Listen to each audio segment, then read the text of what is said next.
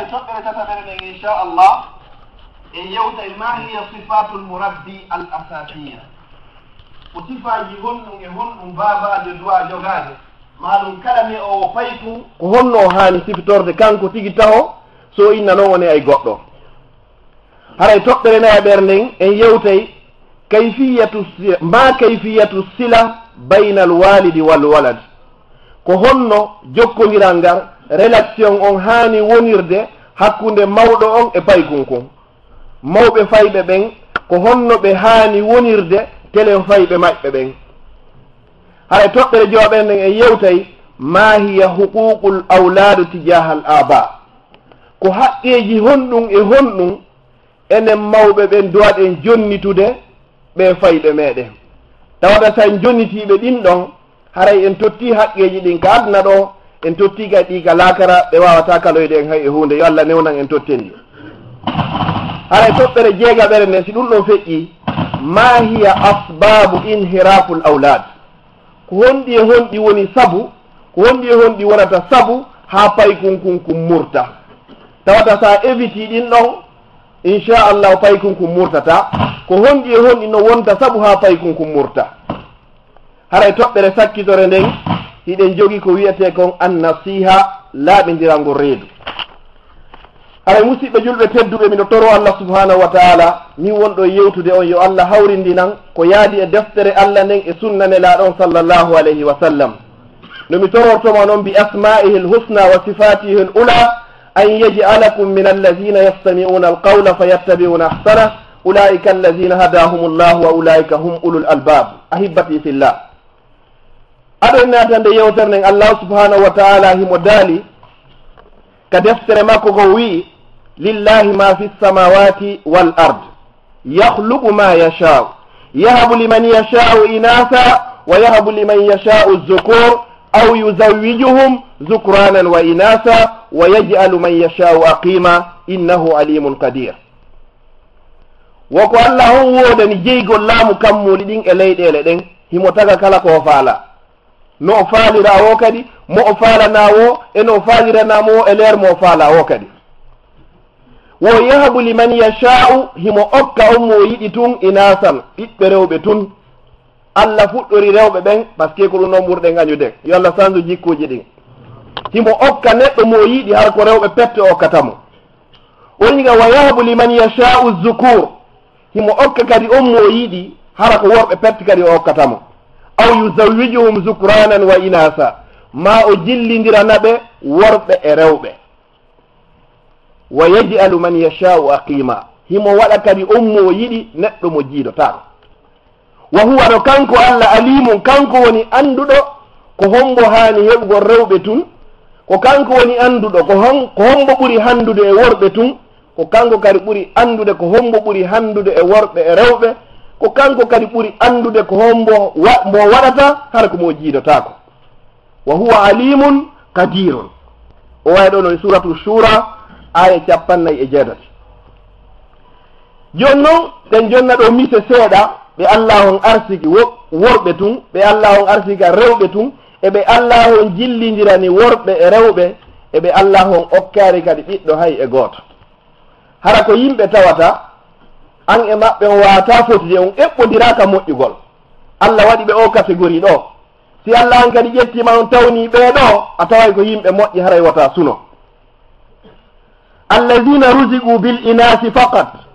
ɓe Allah on arsiki ɓiɓɓe rewɓe tun hara ɓe heɓari ɓiɓɓe worɓe wa minhum nabiyullahi lut alayhi salam annabi lut mo anduɗen on Allah arsikunomo ɓiɓɓe rewɓe tun o yiyaari ko wiyete ko yiitere ɓiɗɗo gorko sa heɓi an kan noon ɓiɓɓe rewɓe tun a ɓuri oɗo moƴƴude annabajo ko Allah okki mo ko ɓiɓɓe rewɓe alladina rusiqu bizukuri faqat minhum nabiyullahi ibrahim alayhi salam ɓe Allah on kadi arsiki ɓiɓɓe worɓe tun hara ɓe heɓari rewɓe no tawa e maɓɓe annabi ibrahima khalilullahi alayhi salam oɗo kadi ɓiɓɓe makko ɓen fof wonno worɓe ɓe fof kadi ɓe woni annabaɓe ɓiɓɓe ɓen ɗon kadi fof woni annabaɓe annabi ibrahim o jibini annabi ismail o jibini annabi ishaq kadi jibini annabi yaqub annabi yaquba kadi jibini annabi yusuf. ko ɗum si tawi sahaba ɓen radiyallahu anhum ɓe arno ɓe landine laaɗo sallllahu alayhi wa sallam ɓeyni man akramu nnas, ene yimɓe ɓen fof komo ɓuri teddude. on sani laaɗo sallllahu alayhi wa sallam ɓe maaki o ko yusufu alayhi salam. annabi yusuf si tawi no woodi ɓurɗo e teddude wo ko on ɓuri e teddude. ɓeyni wo ko nabi ibnu nabi ibnu nabi ibnu nabi. yusuf o woni annabajo, ben makko annabi yaquba woni annabajo, soro makko woni annabi ishaqa woni annabajo, mama soro makko kadi annabi ibrahima woni annabajo. si tawi haray hino woodi tedduɗo jogiiɗo leñol teddugol haray ko yusufu alayhi salam. kono nelaaɗo sallllahu alayhi wa sallam ɓe maaki haray ko ɓuri on moƴƴude fof ñalaande darngal ko on fof ko ɓurɗo hulde allah subhanahu wa taala. yo allah waɗu en e maɓɓe. allah inni e qur'an inna akramakum inda allahi atqakum, ko ɓuri teddude mon fof ñalaande darngal haray ko on ɓurɗon hulde allah. joni noon no woodi woɓɓe go kan toon ɓe allah on waɗi ɓe heɓaari debbo ɓe heɓaari gorko, no tawa e maɓɓe o minhum hombo nabiyullahi isa alayhi salam wa nabiyullahi yahya. annabi yahya heɓaari ɓiɗɗo naaɗa wonaɗa, ko noon kadi annabi isa kadi no woodi noon kadi annabaɓe ɓe allah on jillidirani worɓe o e rewɓe o sifa won wa hombo wa nelaaɗo sallllahu alayhi wa sallam. nelaaɗo sallllahu alayhi wa sallam allah arsikunoɓe ɓiɓɓe jeeɗiɗo, nayoɓen tawi ko suddiɓe, tatoɓen tawi ko worɓe. worɓe ɓen hino no tawa e maɓɓe wiyeteɗon abdoullahi e ibrahima e alqasim. suddiɓe no tawa e maɓɓe wiyeteɗon zeynab e ruqayya e ummu kulsum e fatima radiyallahu anhum ajmain. oɗo jillidirayiɓe ɓeeɗa ɓe heeɓi worɓe tun, ɓeeɗa ɓe heeɓi rewɓe tun, ɓeeɗa hay e hunde koɓe heeɓi e muɗum ala ko sendode allah subhanahu wa taala. ko honɗum fuɗɗoranɗen o waya ɗo ko fi en andu ko honɗum woni valeur o ɓiɗɗo. o inni haray humpaɗo nde yewtere ɗo o hara no wawi ndaroyde suratu shura e tafsir ibnu kathir o tawa nde yewtere ɗo no yewtirɗen ɗo ni. joni noon o inni wo halaqa llahu lhalqa ala arbati aqsam, allah tagui taguefo ngo fof e noneji nayyi. ko honno tagui woɓɓe goo o tagui ɓe mara nene ɓe mara baaba, wano abul bachar baaba taguefo ngon fof ɗum ko annabi adam alayhi salam, o jogaki nene o jogaki baaba. woɓɓe goo o tagui ɓe jogui baaba kono ɓe jogaki nene, wano yummin hawwa alayhi salam, oɗo kadi o jogaki nene kono himo jogui baaba. o togi annabi isa alayhi salam himo jogui nene kono o jogaki baaba. o tagi nelaaɗo sallllahu alayhi wa sallam e enen tagi fo luttulngon fof o tagi en hiɗen jogui nene hiɗen jogui baaba. o tagi en kadi e honɗum min ma in mahin, ko ɗum allah inni en fal yanzuri l insan yo neɗɗanke ndaaru mimma huliga, koye honɗum e hunde woni ko o taga. huliga min ma in dafig yahruju min bayni sulbi wattara'i. haray koye ɗum ɗo woni ko tagaɗen toɓɓere maniye ko ɓuri lowde kon fof, haray ko ɗum ɗo, haray ko ɗo woni ko bani adama woni ko taga. kono noon koye hikma jeyaɗum e hikmaji makko waɗi so tagi en e ɗum ɗo kadi o yilti kadi fi kala o tagi en e ko ɓuri e lowde e ko ɓuri e ñiddude fof. kono o yilti o inni en aya goo kadi suratul isra dow to o inni wala kadi karramna bani adam, woni kay men tawi men teddini o bani adam. ko honno teddiniri en malaika ɓen huliqu min nur, allah tagiɓe annora la yasuna allaha ma amarahum wa yafaluna ma yu'marun la yanamun wala yakulun wala yashrabun wala yatanasalun. ɓe ñamata ɓe yarata ɓe ɗaɗota ko ɓe resata, kono o yaniri malaika ɓe yo sujjan abana adam ɓen men adam. ko ɗum woni o teddini bani adam, o teddini bani adam. joni noon ɓawo o teddindi e ɗum ɗo fof o tagima an kadi o arsikuma noon o okkuma ma o luɓuma ko wiyete kon ɓiɗɗo. joni noon ko honnum wiyete needi taw. needi ko wiyete needi ko jikku mo neɗɗo faala ƴettude ɗum aawa ma tuta e ɓiɗɗo mum ma e neɗɗo mo faala. imposugol hunde nde faalaɗa e neɗɗo ko ɗum ɗo wiyete needi. hiɗa faala yo wonirni jokkamo ha o wonira noon ko ɗum wiyete needi. joni noon needi hino jogii façon ji ɗiɗi no fecciti pecce ɗiɗi. no woodi ko ɓeyda tarbiya maqsuda wa tarbiya gayru maqsuda. no woodi to neediji goo hara ko faandaɗi hiɗa faala yo payku ma ko wonir noon. no woodi no neediji goo kay payku ma ko ƴetta hara naaɗi wonno ko faalanoɗa. joni noon ko wonni en ƴettude ko tarbiyal maqsuda on, needi faandadi ɗin ko honto e honto hanɗe newde paykum men ko. si ƴettoyen noon ka paykum ko ne'oto ɗon hara hina an faandi ɗum ɗon hiɗen andi. no fuɗɗori exemple goto mi woni jonde mi feƴƴa ɗon, si tawi woɓɓe konki joni ka nder suudu konki tun a falaka yidde wonti inni innaɓe miɗo ɗaani ma iniɓe mi alaga paykunkum faamija ka yo simi falaka yiidude e kaarijo wonde makko mi inni mi alaga mi fena ko ɗum ɗo ɓeyta tarbiya gayru maqsuda an a fandaki yo paykunkum fenu kono paykunkum hande kadi kum faamija ka yo si baba alaga ko ni mi wowlirta ɗum ɗon hiɗen andi ɗin exemple ji paykunkum ƴetta e ma ɗon hara fandanoki ko ɗum woni gayru maqsuda amma tarbiya al gayru maqsuda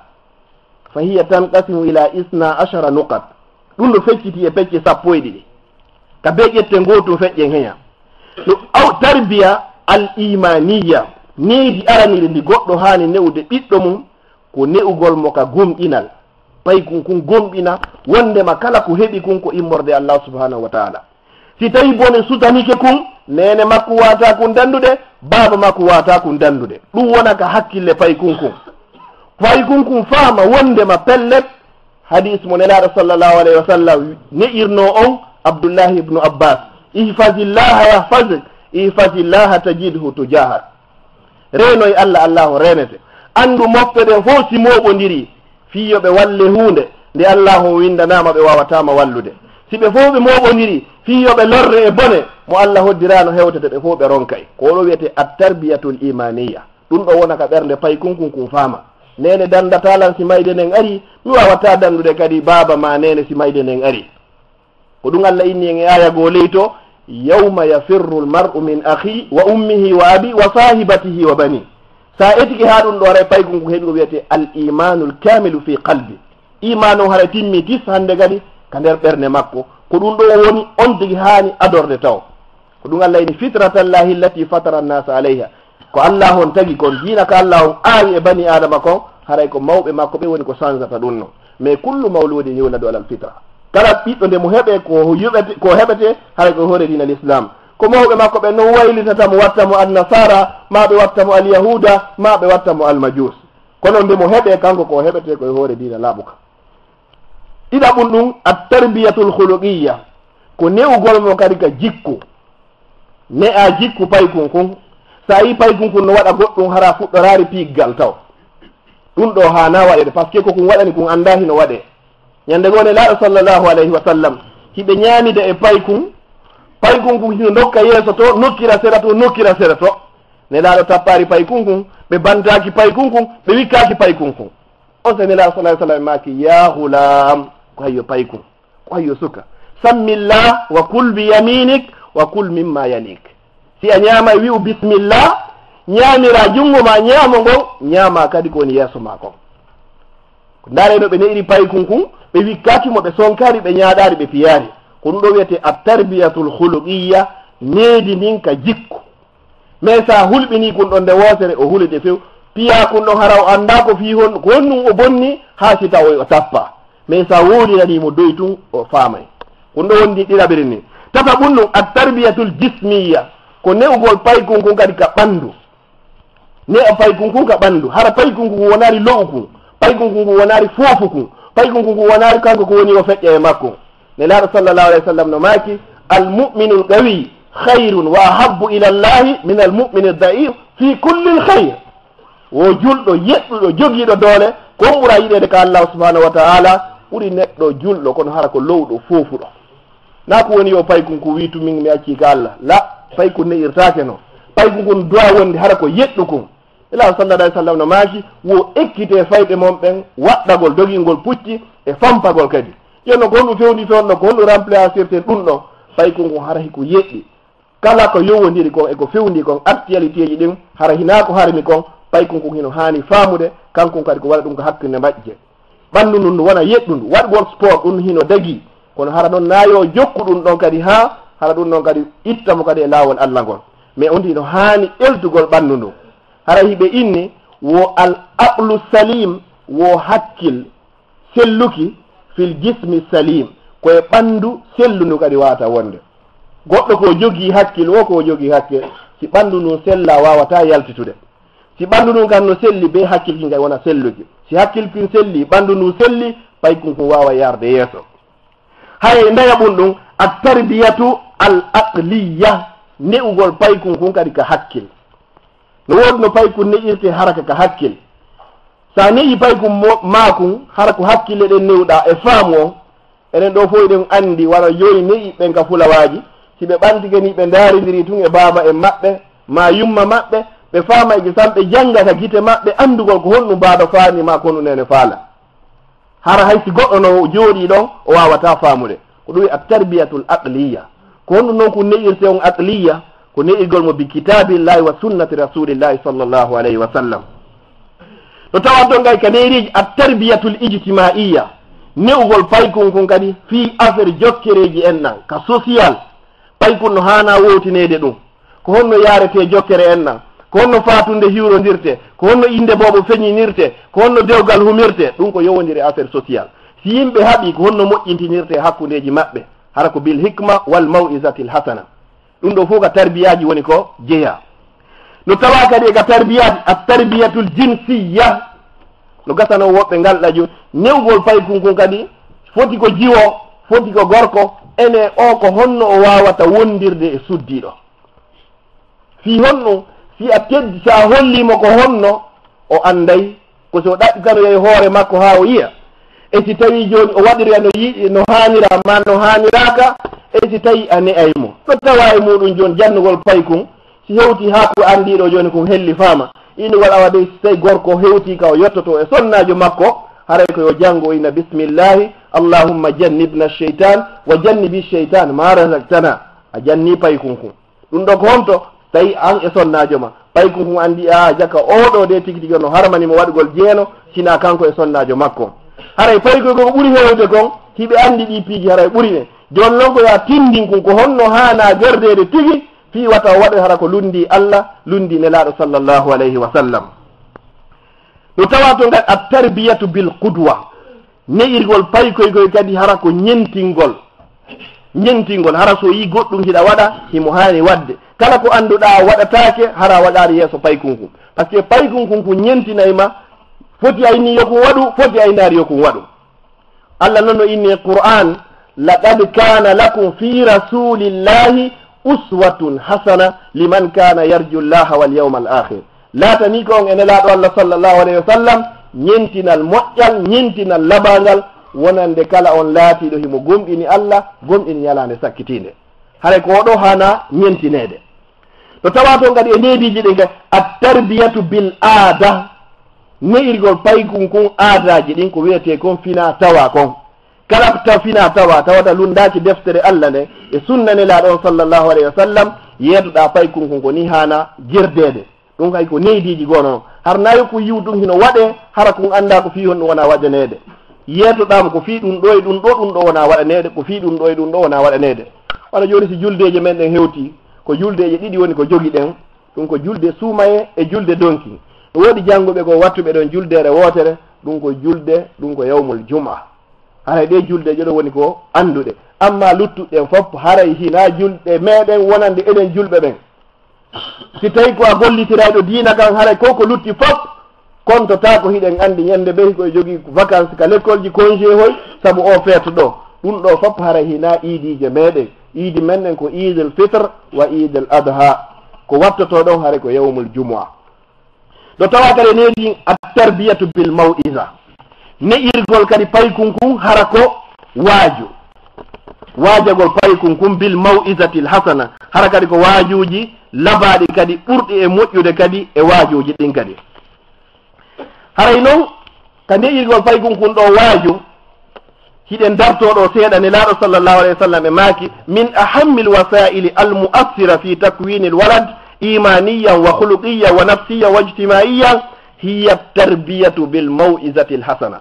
ko ɓurata moƴƴude kadi fof e neydiji ɗin ko ko wolɗen ɗo fof ko ne'irgol paykon kon hara ko waaju labangu waaju moƴƴu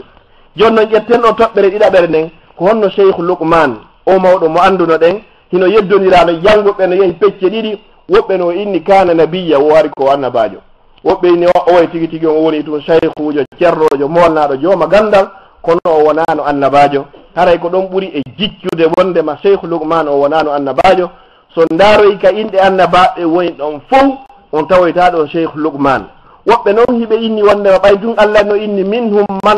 man qasasna aleyk wa minhum man lam naqsus aleyk wono wawa wonde hara o tawaka toon ɓe inni o madama inde makko nen joli ka nder qur'an si tawi ko annabajo no yewtetono fi makko ko annabaɓe nogay e jowo inɗe mum janta ka nder alqur'an e nder ɓe 313 nulaɓe e nder ɓe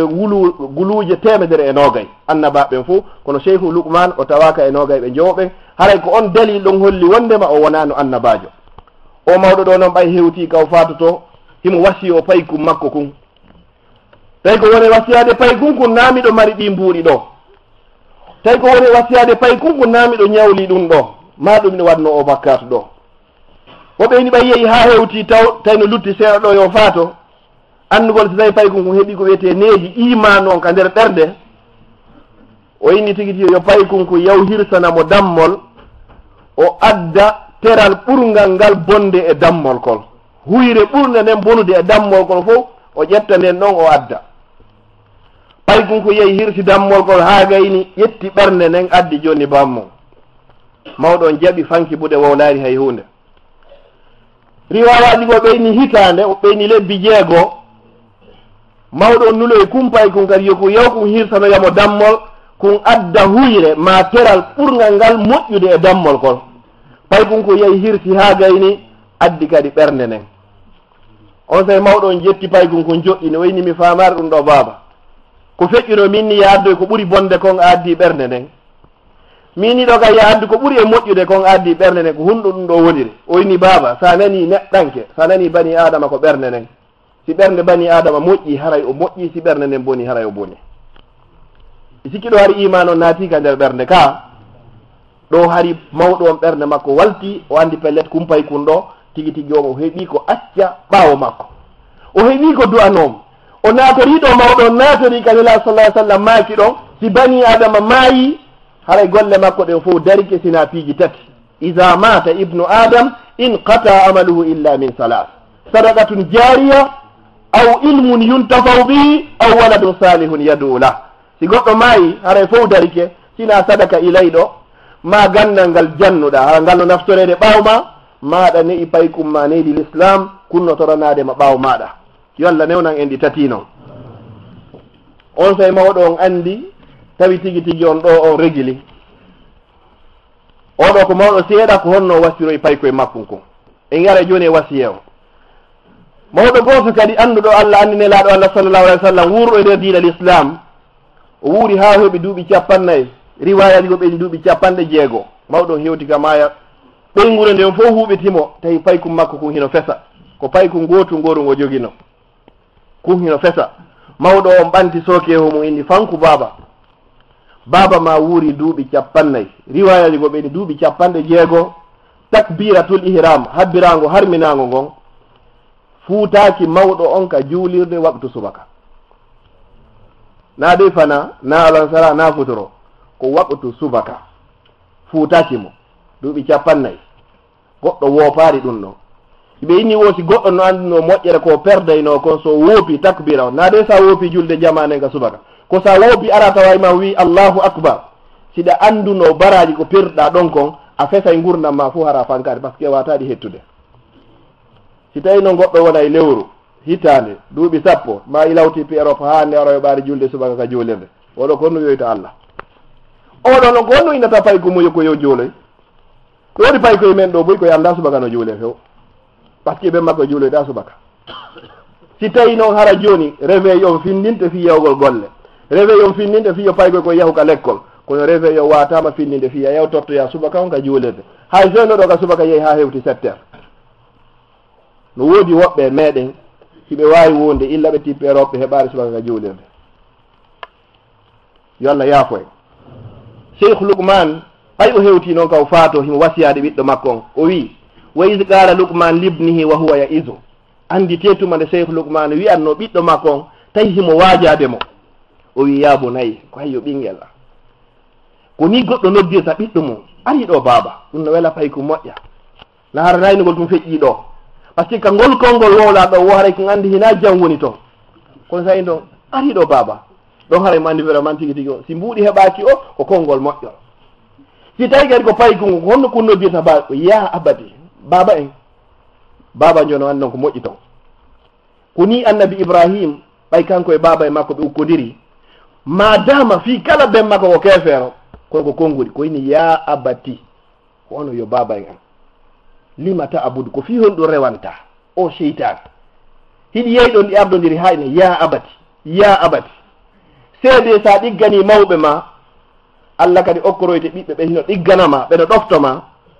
ɓay annabi ibrahima kadi yehi haw seedi e ben makko o woni annabajo o jiidike o heeɓi annabi ismail o hoyɗi wondema himo hirsa ɓiɗɗo makko o ɓay o hoyɗi himo hirsa o ƴetti paygum ko noon hiɓe yaldude fi yeytoyagol mo gon nouvelle ɗon mi hoyɗi de min ga miɗo hirsama oyni ya bunayya inni ara fil manami anni asbahuka ko ayi de ɓinguelam mi yi hande miɗo hirsama ko ɗum paygum ko jaabinomo paygum ko jaabi annabi ibrahim koko annabi ibrahima jaabino kon bemmu oyni ya aba tif'al ma tu'mar satajiduni inchallahu min assabirin baba waɗu ko Allah yamirma kon a tawayla min komi muññiɗo si tawino innoto ɓe makko wus oɗa ko innenomo ko wus wannon ɗo ƴissa daɓɓo ɓoɓe fillitoto goɗɗo koye ɓe mum ɓe yeddodino tawi ɓe ɓanta birinji no ɓe yeddodino tun o hocci ɓe makko haka ɗo o piiti ka leydi mawɗo on ko wawi wiide fof ɓay o heddiyake o ini yo Allah yoɓe o feƴƴar ɗon Allah ƴettiti mawɗo on wonoy ha o kadi woni sagatalaru molnado Allah okkoni mo ɓiɗɗo ɓurɗo mo jogade doole o antoyno ka fakkere ɓen makko ɗon kamɓe hiɓe wallina kadi ɗon birin pute tawi sagal ndu hindu dow ga o hocci ɓen makko haka o yigale pon o ɗeɗɗimo oyni o min mi liɓuɗo tumi ɗeɗɗano ko ɗum ɓeyni ka matu dinu tu dan kono ñawloɗa o ko noon kadi yoɓirte oyni o kanko o liɓuɗo tun o ɗeɗɗano oɗannoɗo e fa lama ɗe danne ɗen tori Allah yo danne siga ɗum ɗo yabunaya la tushrik billah kayo ɓinguelam mi toriki mawata sirkan Allah o yi o yidditinga tarbiyaji to ka imanu billah aynay payru kon indi fi hon ɗum baba oya inni inna shirka la zulmun azim andude sirku ɗum ko tooñe molanaɗe sirku gol ɗum ko tooñe hi hara tooñi Allah honno tooñirɗa Allah ko Allah petti o taguma o landanokima fewde o tagay ma si o tagete ma si o tagatama payo kaynima tagude kadi o landakima joddi a foofay a yiyay a nanay a fontay juuɗe a yahay a ñamay a yaray a ɗanoto a resay a waɗay ɗi piiji ɗo fof ha hande ko hombo men landa joddi sa consomi ɗo électra bel ɗo lewru ma e tum facture o gara ka si a yoɓaro hiɗa andi gonto seedoy toon amma Allah subhanahu wa taala ɗi piiji ɗo foppo o waɗanima o landakima joddi hay e hunde o ini yesoɗoga la in shakartum mi wondi so yettilan kadi la asidannakum mi wondi mi ɓeydanayo o ɓeydanama kadi hara yoɓitari mo ɗum ɗa kadi amma noon ɓeega ko so tawi feƴƴi tun a yoɓay ɗi kadi hande kadi ɓeɗo ko gotum sa torike bani adama ñande be ñande kanko o seytinayi amma noon Allah ko sa accimo torade o seytina ɓeɗo ko gotum hay toroɗen Allah subhanahu wa ta'ala oyni yeso o wassayna al insana bi waliday hamalathu mi wasigere neɗɗanke yo ɗofto nene makko e ben makko ɗofte nene e baba o acci ɗon babajo oɗon o ƴetti kote nene oyni hamalatuhu ummuhu yumma makko de rondike mo o andi hamlu ko dongal ma rondagol fo hiɗi wawa yahude e noyne bambimo sowike mo reedimo yumma makko ala wahnin e dow lo'ere e ronkere wa fisaluhu fi amayn jogande maka o sowa ɗon ha ka o jibbinoy ɗon duuɓi ɗiɗi ɗiɗo fof ko nene oyni an ishkur li yetta min Allah subhanahu wa ta'ala taguɗoma an ɓiɗɗo yildi kadi tagi nene ma woni ko nene ma kadi soyima ha jibinma wa ilayya al masir anduka ko anga woni ruttorde mon on fuu moɗon nenejo on ko kala ko enen ɓiɓɓe ɓe waɗanɗen nene e wataɓe yoɓude sina hunde wotere sen wullinari ɓe ɓernde si tawi ɓe wullari hay ɗum moƴƴi hay sa wannari ɓe goɗɗum kono hara ɓe wullari ko ɗum si yimo goto ini wosi suddiɗo sowike ko dongal tawata goɗɗo watamo ngal jaɓande si nangue yalti kanko himo rondi si ndiyamno saƴude himo rondi siko jemma himo rondi siko ñalorma himo rondi simo seppude himo rondi simo jooɗi himo rondi simo waali himo rondi simo nawni himo rondi simo selli himo rendi enɗo fof ko hombo woni rondoraka ni en wawata yoɓude neñiraɓe men ɓen e mawɓe men ɓen ɗen toro Allah yo Allah yoɓɓe ko ɓuuri moƴƴude e joddi wayno wa in jahadaka ala an tushrika bi ma laysa laka bi ilmun fala tutihuma nene e baba hino mawni ha kono noon si ɓeyni obligatoire ko be sirkanaɓe ɗon be sirkanala min Allah subhanahu wa ta'ala ɗon haray fala ta'ata li makhluqin fi ma'siyati al-khaliq ɗon haray wata ɗoftoɓe dey kono noon ko luddi kon fof ɗoftoɓe joni noon si ɓe yamirilan kamɓe hinaka diina ɗoni kono noon ɓe yamirilan tigi tigi on haray mi okkorɓe ɓe ñaama allah ini wa sahibuhuma fi dunia marufa wondire maɓɓe ka aduna gano ɓuuri e moƴƴere pertoɗaɓe kamɓe sirku maɓɓe bidaji maɓɓe hino waɗɗima dépense maɓɓe hino waɗɗima koltu maɓɓe hino waɗɗima kadi logement maɓɓe hino waɗɗima kadi si ɓe nawni ko ɓe ñawdora si tawi noon ɓe jaɓayi haray tigi tigi on haray hay hunde fowakima wama ala rasuli illa al bala ko ni woni wasirade ɓiɗɗo makko on wattabi sabila man anaba ilay summa ilayya marjiukum fa unabbiukum bima kuntum ta'malun o continue wayni yabunayi kayo ɓinguelam innaha in taku miskala gardalin fatakun fi sakratin aw fi samawati aw fi l ardi yati biha allah inna allaha latifun khabir kayo ɓinguelam ande sa faggitike bakkatum kokum fanɗi o hay say kum fota e gabbun zarra kako woni o andu allah addoyey ko ñalande dargal o hasibama fi makkum kadi haray wattan hakkille wata faggito bakkatu si goɗɗo maayi ka ndiyan hara o yiitaka few ma si avion yani woɓɓe sumi to few lanni ñalande dargal allah inne fof on fappo yalte fappo daro jalande dargal mawɗo goo wurno tawi ko bakkatu goto o andit ko faggiti humo huuli wata allah nanguiroymo o ñalande dargal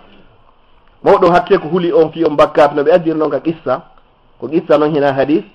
ɓeni mawɗo yini wo so tawi mi maayi sunnelam par ce que miɗo herta daroyagol yeeso allah subhanahu wa taala o neminilam ko neminilam fof tawa miɗo faggiti bakkatu goto miɗo herta daroyagol yeeso makko sunnelam fiyomi laato haba an mansura mawɗo on ɓe waɗimo ɗum ɗon haalanni allah immintinoyimo landimo o yini allah komi waɗani ɗum ɗo ko fi miɗo herti daragol yeeso ma o yini ananari allah miɗo innuma e nder qur'an illa man taba wa amana wa amila amalan saliha fa ulaika yubaddilu llahu sayyi'atihim hasanat sina on faggitiɗo bakkatu ha gayi o yilti o tuubi o laɓɓini allah wattitanayi bakkatu ko wanno ko watta ɗum bakkatuji moƴƴi kono ko si tawi noon sartiji tububuye ɗin fof ɗi timmi tis iɗen andi sartiji tububuye ɗin koya nin suko waɗanɗa kon ƴetta décision ferme a fillota ko fodde hiɗa wuuri si tawi hiɗa tooñi goɗɗo kay natta kadi accita bone mo wonnoɗa wadde on leero ɗon kadi wonɓe inni wo annadamu tawba min sugol ɗum ko tububuye laaɓuɗo posno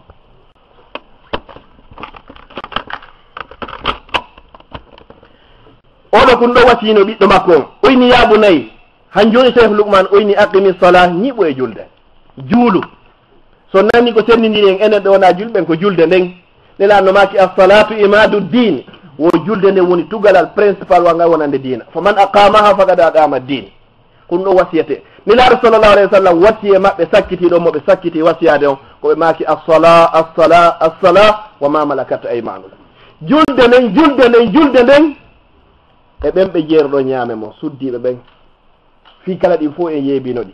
julde nden nde yeebanoma teddingol suddiɓe kadi yeebanoma wal iyasu billah ko ɗum noon elaɗo sakkiti wasiyade hiɓe inni miɗo andi o rewoyta sanamuji ɓawo am kono no gasa ko circule ashar waɗirgol yiingo e yeeɓoygol julde nden e angal jonni toygol ɓe suddiɓe haqqeji maɓɓe ko ɗi wonoyta probléme ji men il faut ñalade dargal yo allah o yaafo en ñiiɓo e julde ko ay yo ɓinguel am wa'mur bil ma'rufi wanha anil munkar yamir ko moƴƴi kadi haɗa kadi e ko boni wona wonɗe guerde ɗo ni yamira ko moƴƴi yimɓe no irɗo mp partout ha Espagne ari ɗo fi heɗagol yewtere subhanahu wa ta'ala en tori allah yallah waɗa joddimo hara ko aljanna ɓawa ɗum ɗo fo oyni wasbir ala ma asabak sa yamiray ko moƴƴi haɗa ko boni wo muñoɗa kadi kala kon ko heɓma e nder muɗum par ce que probléme heɓete e nder muɗum kadi laaɗo sallllahu alayhi wa sallam duuɓi 40 hiɓe wuuri kamɓe sahaba ɓen e makkankoɓe fof ɓe innari nelaɗo ko fenoɓe ɓe innari nelaɗo ko feetuɓe ɓe innari nelaɗo ko mbileɓe ɓe innari nelaɗo ko ndureɓe ko ñande ɓe nelaɗo sallah sallam maaki rewen allah gooto allah nelila wondema koye rew allah gooto accite rewgol sana mo 350 ko nden ñande bappa maɓɓe wi alihaza da'awtana ko fi ɗum noddireɗa men tabballak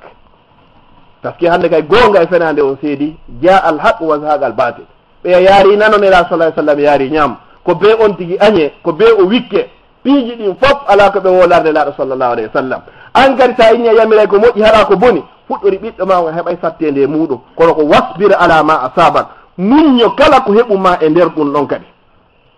inna dhalika min azmi l umur o inni toujours ka wasiya ko ɓi wala tusa'ir haddaka linnas wata ɓantu balaje maɗen maɗum kuupi maɗi wonande yimɓe ɓen linnas wala tamshi fil ardi maraha wata yahuka leydi kadi hara hiɗa manto hiɗa ñaaƴa innaka lan tahriga al arda wa lan tabluga al jibala tula ko mantiɗa wo ko mantiɗa ko ayyo ɓinguel a wata towude ha hewtoya tigi tigi on kammugo a wata ka diɓɓude kadi ha tufandi leydi ndare oɗo ko wonno wasiyade ɓiɗɗo mum o be men anda kay ko honɗum woni wasiyade ɓiɗɗo mum oyni waqsid fi mashik raɓɓin ɗino e yaaduma ndu yaara doy hara hina mantagol hina ñaaƴagol hina bungugol o inni kadi waqdidi min sawtik lessin ɗina kadi hito ma gon kadi hara a sonkari e hoore yimɓe ɓen mo wowliranta o wowliranama ko moƴƴi nela sallallah alih w sallam no maaki man kana yuminu billahi wal yawmi l akhir falyaqul hayran aw liyasmut yo wowlu ko moƴƴi ma hara yo deƴƴo ko ɗum ɗo wonno wasiyade ɓiɗɗo makko on o inni o inna ankara al aswat ko ɓuura añeede e hitoji ɗin fof la sawtul hamir ko hito mbabba wowlugol sonka e hoore julɓe allah ɓen oɗo ko wasiye mo cheikh lukman wasiyino ɓiɗɗo muɗum nelaɗo sallllahu alayhi wa sallam ko honɗum ɓe wasiyino kamɓe kadi dareno goɗɗo ɗum ɗo fof ko wonde yewde ko honno goɗɗo noddirta ɓiɗɗo mum nelaɗo sallllahu alayhi wa sallam yandego ɓe nodduno gueɗal maɓɓe o no andirɗe no ɓiɓɓe maɓɓe o fof fatino tawi nelaɗo no wuuri sina nene fatima nene fatima sonna seydina aliya kamɓe jibini alhasan e alhusain ɓen noon ɓe wuurituno ɓawa nelaɗo sallah sallam lebbi jeego ɓe noddi fatima ɓe innimi fuu ko am ɓurata heɓude fitna ɓawo am jonto ɓe inni ya fatima salini min mali ma shi'it fa inni la uhni anki min allahi shay'a ko ayyo fatima miɗo yiɗuma ha landolan kala komi jeeyi e jawdi an kala komi jogui e biyenje kono ya andu hay hunde mi duncanoyama ñalandal nga lette allah ɗe kono ndawi ɗum ya fatima ko ayyo fatima ko ayyo ɓinguel am landolan kala komi jeeyi komiɗo woma jonde ka adna kono si hewtoyama ñalande darga nokkiɗi tatno toon mi andama a andalan min kadi si tawi ɗeri kuuɗe ɗin ɗi bogoyama kaka ñaamo jaɓirta ma kaka nano ma kaka ɓaawo keeki goto anda goɗɗo si balance on joƴƴinoyama ko moƴƴi ɗin peesata ka ko bonɗi ɗin nene anda ɓiɗɗo anda baaba si sirate on wallinoyama ko hoore yiite jahannama mi lumbi ma mi lumbari a andalan mi andama yawma yafirru lmar'u min akhi ko ndeñande neɗɗo yeloyto yawaddu lmujrimu law yaftadi min azabi yawma isin bi bani si satti ha ɓinguel iwgel e keecima ayni allah ƴettu sunna kun min mi daɗa hara en hewti nokkugo si ɓikkuma nawniɗo jemma ɗantako bonnay programme ji ma fof ñalandal ngal noon satta ha ina allah ƴetti kun sunna min mi daɗa yawaddu lmujrimu law yaftadi nde o sottoroyta min azabi yawmi isin bi bani wa sahibatihi wa akhi wa fasilatihi allati tuwi wa man fi l ardi jamian summa yunji fiyoɓe dandumo won gareɗi ko fof ƴettu sunna min mi daɗa allah innamo kalla ɗum ɗo fof marsata ko an tigui ko an fagguitino ko an kadi meɗata lette ɗen kadi yallah hokku e battane moƴƴo annabi nuhu alayhi salam kanko woni cheikhul anbiya oɗo ka ndare ko honno wasirno ɓiɗɗo makko no noddiron oyni ya bunayya ko hayyo ɓinguellan irkab mana ƴew tawta men ka nder laana ga wala takun ma alkafirina wata latude ɓe heferɓe e baba ƴewga wata latude ɓe heferɓe ɗum ko kan an kono ɓiɗɗo jaɓano kono ndare no noddirimo hay fi kala ko saayi tawta no satti ko inni ya bunayyi ko hayyo ɓinguel am kala yewtiraɗo doyi o famay ida akramta al karima malattahu sa teddini neɗɗo tedduɗo tun hara wawimo jogade hande kadi wa ida akramta lainata marrada kono sa teddini harna hanaɗo teddinede o mburta e kisa oɗo kan an wonno heferɗo o halkano kono annabi nuhu yewtirimo doy ya bunayyi irkab ma'ana wala takun ma alkafirin ɗo ko annabi nuhu amma annabi yaqub alayhi salam oɗo ke gonno noddirno ɓiɗɗo maɓɓe on o ini qala ya bunayyi inna allah astafa lakum uddin fala tamutunna illa wa antum muslim e kono ɓiɓɓe allah suɓani ko ngal ko satti woto mayde harayna on julɓe annabi yaqub o nodduno annabi yusuf ɓay annabi yusuf hoyɗi kongo o ini ya bunayyi ko yo ɓinguellam la taqsus ru'yak ala ihwat fayakidu laka kayda e baba ta sifilto ndegoy koye ɗo ɓe sna ɗum fewjante ko moƴƴa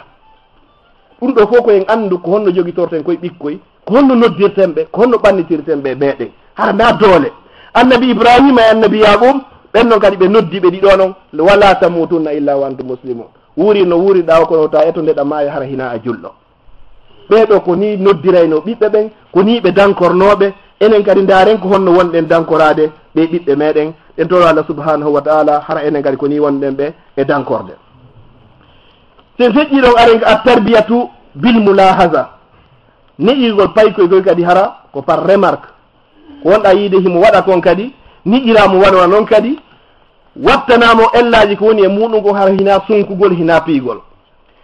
allah no daali e qur'an ya ayuha allazina amanu kono yo gomne ɓu anfusakum dande hoore mon wa ahlikum e ɓeygureji mon ɗi naara yiita dande hoore mon dandon ɓeygureji mon ɗin dande yiite jahannama hara inchallah hara lande ɗen kala ɗuman ɗo yiide ceerno massaji ɗo inchallah kono noon goɗɗo dandirta hoore mum ɓeyni o kayfa taqil murabbi awil walidi ahlahu wa auladahu nara ida huwa lam ya'muruhum bilmaruf wa yanhahu anil munkar kono goɗɗo wawata dandirde ɓeygure mum danda ɓiɓɓe mum ɓen fof si tawi o yamirare ɓe ko moƴƴi qala aliyu radiallahu anhu sayyidina aliya kanko maaki wo ɓu anfusakum dande hoore mo on wo ko addibuhum wo ko yo newɓe wa allimuhum jannon ɓe ɗum ɗo woni hara a dandiɓe yiite a dandi hoore ma yiite wa qala umar ibn al-khattab radiallahu anhu sayyidina umar o maaki wo tan hawnahum wo ko yon haɗuɓe amma nahakumullahu anhu konko allah on haɗi e mum allah ini wata mi waɗu ɓe haɗa ɓikkun an ko kay wata ko waɗu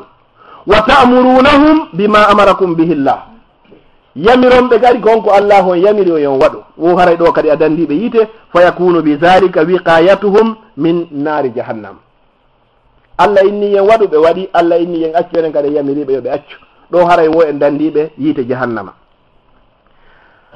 haray noon ka tarbiya no wottonga needi woti a tarbiyatu bil uquba neƴigol payki koye hara ko piggal hara ko honno noon piggal ngal est ce que ɗum ɗo kadi no piye mais ko honno piyirte nelaɗo sallllahu alayhi wa sallam ka raɓɓiningol hadis mo fillimo rawahu lboukhari fi l adabi l mufrad ɓe maaki wo alayka birrifq wa iyaka wal unfu wal fahsh haray miɗo rentimma dey waɗirgol doole e piigol e ɗumannagol noon haɗa ndaren ko honno allah addiri aya on ka qur'an ko hunde tuma piyete o ƴetti ka fiiga suddiɗen par ce que ko tuma suddiɗo on ari si ɓiɗɗo noon aroya yeeso o ini wallati takhafuna nusujahunna wo ɓen suddiɓe ɓe huluɗon wata murtu ma on huuli wata ɓe murtugol maɓɓe o ini fa isuhunna waajeɓe oya waajomo taw janguɓe gono ini waajagol ngol tun ƴetta hitande woɓɓe ni duuɓi joyi haraɗa waajade ko hara ko feƴƴari ɗon noon sa waaji keɓe noon ha ɗum ɗon marsari kon ɗum allah hikkini yeeso ɗon wahjuruhunna fil madaji wo ko yon taƴoɓe ka lelanɗe na de ka yaasi na ka nder suudu kaka hoore danki taƴotoɗa suddiɗo huccira to o huccira to si tawi ko suddiɗo moƴƴo on famodireki tan woɓɓe noyi ɗum ɗo ka ƴettay tan si tawi waajugol ngon to marsari ko ɗo wonɗa hikkude si tawi ɗon ɗum ɗo feƴƴa marsari allah ini wadribuhunna wo haray on say koyon piiɓe piigol ngol noon ko honno hara piggal ngal yeeso ngon mematake piggal ngal ɓuutinta ɓandu wona fere sakko barmina piggal ngal helata kadi ƴiyal piggal ngal kadi changeta forme teral hay e hunde ko ni ne laaɗo makiri yo piira ha ne laaɗo sallallah alih w sallam e maaki wo wata on piyu si tawi noon feere wo ala be piyon wo haray ko suddiɗo piyirte wo haray ko gosorko gosorkori ko nelaɗo maaki ɗum koye anden koye no gosore ni ko koye ƴettata tappiramo ni si tawi hina kon ɗon wo ko saldu dolokke ndun suddiɗo piyirte musidɓe si tawi ɗon no woodi waɗayɓe kamoy ma ƴetta sentirji ma luubo ma dampa miijotoɗen musidɓe on wonɗa dampude piya ɗon na ɓiɗɗo goɗɗo noon fewndo yahayɗoɗa wowla haalaji welɗi ka esiraɓe ma okkelan mi danko to mi waɗayni hande yeehi ha hewti hande kadi ko dampere e uttere e bootere piya ha yaltina ƴiiƴam en ɗo fof ko homboye mi yiiɗi yiwgol ɓiɗɗo mum hino ara hara hino wulla ƴiiƴam no yalta e mum ɓiɗɗo ma reedu hay si tawi ko kanko tooñi wallahi l asim sa yimo on alhaali ɗon si ɓe jogakima ko sa pikay crise ma ɗum kala waɗɗoma ɗum on ukkodiray fi hono ɓiɗɗo ko piindi ɓernde joni noon sa waɗi ɗum ɓeygu ma wallahi l asim ko ɓiɗɗo goɗɗo waɗɗa ɗum allah wurnete o okkorama zurriya goɗɗo ƴettoyam o waɗoyamo ko ɓuri ɗum ɗon kama to diino to dal no jogorɗa oɗa noon ko noon goɗɗo ka jogoroyta ɓiɗɗo ɓe suddiɓe ko saabu konngol gotol waɗi si o suddiɗo daganima konngol ko saabu konngol waɗi so o daganima ko tuma moɓodira inna dewgal ngal humama ɗo joni oɗo woni ɓeygu kaarijo o daganikema si hina ɗum a suusata ka a ko saabu ngol konngol ɗon hanɗa teddinirde o suddiɗo ne lamno maki wo teddintaɓe suddiɓe yurmintaɓe suddiɓe sina aaden tedduɗo wo hoynataɓe sina aaden huɗaɗo ma akramahunna illa karim teddinori ɓe sina tedduɗo wa ma ahanahunna hoynataɓe illa layin sina neɗɗo huɗaɗo kadi yo Allah dande woni golle ɓeɗo hay mawɓen ɓe makay ko honto sunna hecci farilla ko ga ƴettere ɓena ƴettere ko sunna seedigal ko honno ko farilla so wondi ha tawi ha hattiɗo ko ha ɗo seedire no moƴƴiri kono ta hoyno jikke ɗen luttay hakkude ma yimɓe ɓen jikke ɗe lutta hakkude ma isra e ma ta yarɗa o hara ko tedduɗo o suddiɗo kala ko yaari kay tigui tigui o fiima luttay ko hoore makko kono piigol ha ɗumanno barmina yaltina ƴiƴa kono woni nede ɓiɓɓe ma ɓen ko honno koye ɓikkoye ma barkirta paygoyko kadi yiya ɗum ɗo e yiya joni yewtere no arde yeeso yo Allah sansan e ɗi sikkuji jikkuji ɗo waɗana jikkuji ɓurɗi e moƴƴude nelaaɗo sallllahu alayhi wa sallam fiika newingol kadi figgal ngal harana waɗugo ko satti ɓayniraɗo sallah sallam nuli e hadis mo fillani en no imam muslim an abi moussa al ashari anna nabi sallallahu alayhi wa sallam ba'athahu wa mu'adhan ila yaman wa qala lahuma yassira wala tu'assira wa allima wala tunaffira newine piiji ɗi nde wata o sattinoy tawi ɓe nulde ɗeɗo yoɓe yaw jannoygol yaman ɓay ɓe yeehi ɓeyni newino e piiji ɗin wata o sattinoy hay e hunde awa ɗo kadi paykoy kadi ko ni koye hana ne'irede kadi joni noon ulama'u tarbiyatul islamiyya janguɓɓen fiika neediji dina l' islam no tawa e maɓɓe o wiyeteɗo ibnu sina no tawa e maɓɓe kadi o wiyeteɗo al adari no tawa e maɓɓe kadi mo andi o wiyeton ibnu khaldun ɓeyni annahu la yajuzu lil murabbi an yalja ila al uquba illa inda darura wo hana na babajo ma ne o won nde o waɗata piggal hina tawata hewti hande kay ko be kun tappe seeɗa ɓeyi noon piggal ngal ko honɗum ɗon andi nelaɗo sallllahu alayhi wa sallam fewno jibril arno jannugol ɓe ɓayɓe tawiɓe koko fammere ɓeni ya mouhammadou iqra mouhammadou janngu nelaɗo maki ma ana bi qaari min mi wata janngude jibril nangude nelaɗo ɓiƴi ɓe piggal ngal ko siga ɗi ɗo wakkiti nelaɗo sallah alih sallam oyni iqra ya mouhammad nelaɗo maki ma ana bi qaari mi wata janngude o ɓiƴi ɓe pour la deuxiéme fois kadi ɗaɓum on se nelaɗo maki maza aqra ko honɗum mi janngata on se ala o innimo iqra bismi rabbika allazi khalaqa al insana min alaq iqra wa rabbuka al akram no woodi paykoye goo ne'irtoy koye toon hara koye a taƴo koye paykoye gon toon ka mawɓe makkoye ɓen taƴi koye wo ɓe famodiray no woodi o paykoye gon toon koye a jaasingoye ina daari golle ma hersina koye haray on famodiri no woodi mo paykoye gon toon koye a yeenu koye yeenama sa waɗi ɗum ɗo mi waɗante ɗum ɗo ɓen kadi hino woodi toon no woodi paykoye goon toon koye a ɓannidiri koye ɗimmowe makkoye oɗo waɗa oɗo ronka wadde jonna oɗo sunina koye no woodi paykoye goon tan koye a tappo koye hara nat piggal kadi siga ko piyeten kon kadi ko ni paykoye koye ne'irte joni noon sa famanaari piiji ɗin si tawi oɗo ko hananoɗo yerede a piyimo a perdi ɓiɗɗo ma on si tawi oɗo ko hananoɗo jeejede oɗo a yeenimo a perdimo on famodirta ko be babajo on ma ne o won anda koye paykoye fof ko be ko honno wawi hani ko jogorodde wano andi ɗe noon ɗi kolli men ɗo ɗi fotata ko noon kadi andi paykum be kadi e jikku muɗum kadi yo Allah famin en ɗiɗo joni noon ka raɓɓinɗingol feƴƴe ma hiya sifatul murabbi al asasiya ko sifaji honɗi babajo ma kala ne owo hani sifitorde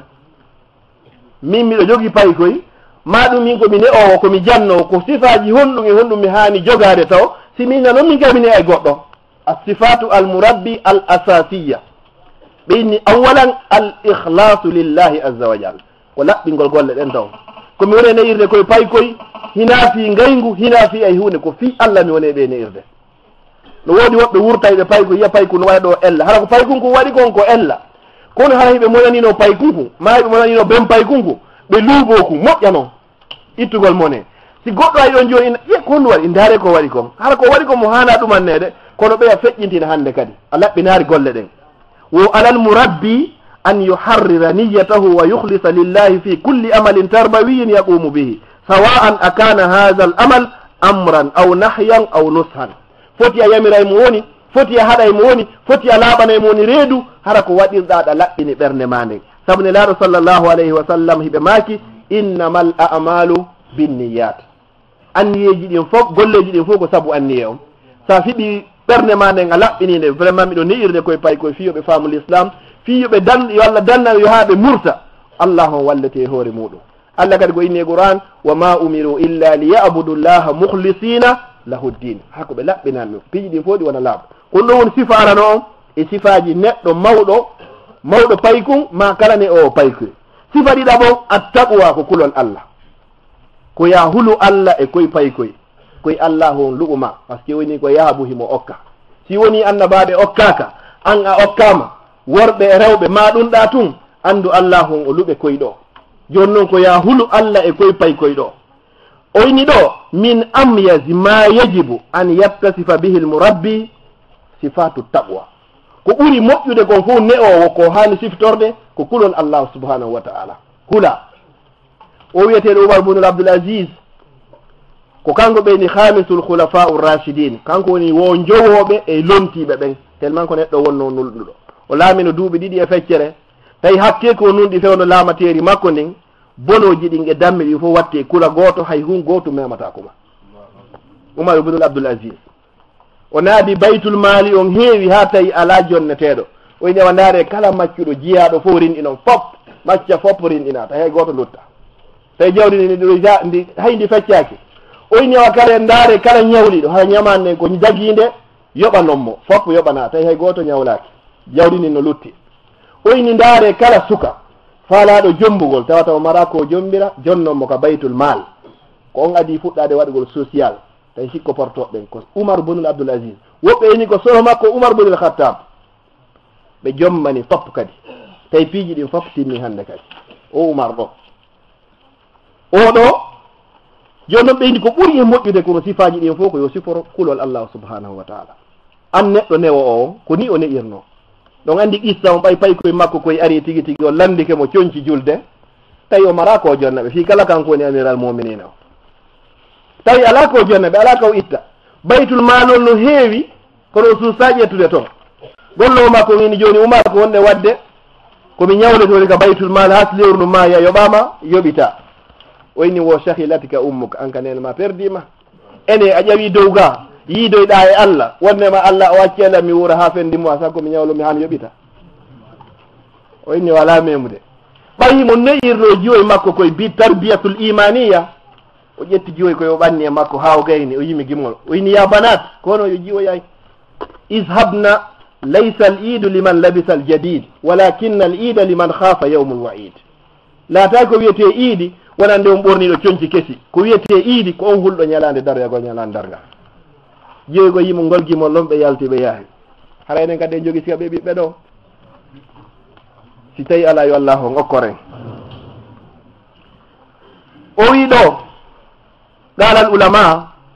jannguɓe wi attaqwa ko wiyete noon kulol Allah, an la yaraka Allahu haysu nahaka, ko wata Allah yiyede kaw haɗuma ɗon, wa an la yafidaka wata o hattuma kadi haysu amaraka konka nokku ka o yamirma ɗon. ko satti o ko satti si Allah haɗi en ɗo hara o tawata en ɗo, ko satti o so yamiri en ka ye waɗɗum ɗo hara ko ɗon, hara paykun ko waɗi kadi ko ni wonirta. ko satti o ko satti hara paykun ko yiyare maɗa sina ko moƴƴi.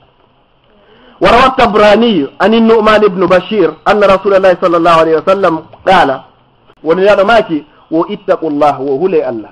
wa adilu nunɗo bayna awladikum hakkude ɓiɓɓe mon ɓen kama tuhibbuna an yubarrukum, wono yiɗɗiɗon no yoɓe ɗiggan on ɓe ɗofto on, onon kadi nunɗire ni hakkude ɓiɓɓe mon ɓe, foti ko rewɓe tun, foti ko worɓe tun, foti fof no jilli ton. hane laɗo sallallahu alih w sallam e maaki hara miɗo ɓurdidirayno hakkude ɓiɓɓe ɓen, womi ɓurnayno rewɓe suddiɓe ɓen e hoore worɓe ɓen. on say ɓeyni kala mo Allah on arsiki jiwa goto maɓe ɗiɗo maɓe tato, o neyi ɓe reedi l'islam o okkitiri ɓe fi Allah, ana huwa ka hatayni fil janna, hara min e makko ko ni mi woyoyta ka aljanna. ko fi hono noon goɗɗo o Allah okkortamo suddiɓe ɗum o ɓiɗɗo ɗum, haray sa ɓiɗi ge ɗum a naato e aya ka Allah on kambito, wa ida bushira ahadum bil unsa zalla wajhu muswaddan wa huwa kazim. yo Allah dande naatoygol sifa ɗin sifaji ɗo. sifa tataɓo on eko neɗɗo mawɗo hani sifitorde kadi ma ɗum kala nde o payi kum ko al ilmu, ko gandal, ko be on tigi heɓa gandal ko ne'ira fayi koy faqidu chey ila yuuti, ko mara hunde wata okkitirde hay e hunde. ko ɗum sen daari wona wa japon, kamɓe toon ko ɓuri sattude heɓugol poste ji ɗin fof, ndaarega kutubu tarbawiya ka defte fineɗi, ko ɓuri poste ɓurɗo sattude heɓugol on to fof ko heɓugol poste hara ko jannugol école primaire. ɓeyni woɓe ƴettata ɗum ɓe jonna n'importe qui, fi honɗum koye payi koye fewdo ɗo ni koye maɓɓe ɗen hino laaɓi pas hay hunde ala toon safha bayda. woɓe ƴettata noon neɗɗo jogiiɗo jikkuyi ɓe halfina koye payi koye mo bonna koye,